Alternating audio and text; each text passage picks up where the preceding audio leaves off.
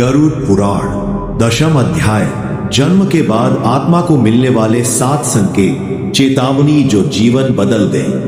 अगर आप ये वीडियो देख रहे हैं तो समझ लीजिए आपकी आत्मा को जगाने का समय आ गया है, क्योंकि गरुड़ पुराण कहता है जन्म कोई शुरुआत नहीं बल्कि पिछले जीवन के कर्मों का हिसाब किताब है।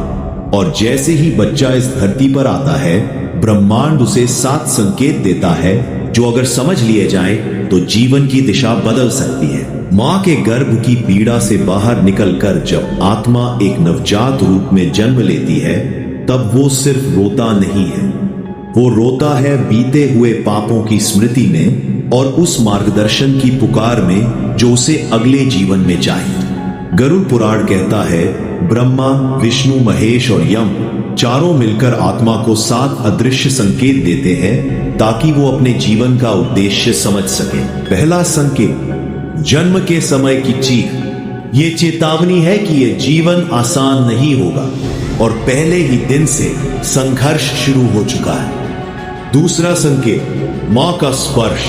ये करुणा है जो बताती है कि इस जीवन में प्रेम के बिना मुक्ति असंभव है। तीसरा संकेत, पहला अन्न।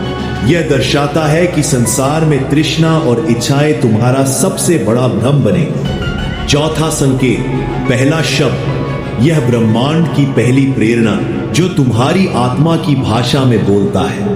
पांचवा संकेत, पहला दुख। एक स्मरण है कि यह संसार माया है और हर सुख की उम्र सीमित है। छठा संकेत, पहला सवाल।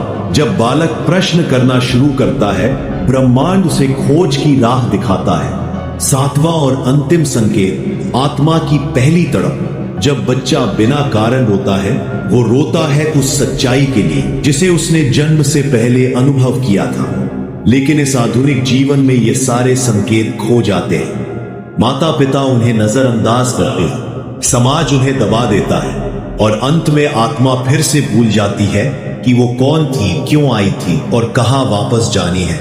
गरुड़ पुराण कहता है जो इन 7 संकेतों को पहचान गया उसका जीवन पुण्य बन गया, और जो उन्हें नजरअंदाज कर गया वो फिर उसी जन्म मरण के चक्र में उलझ गए।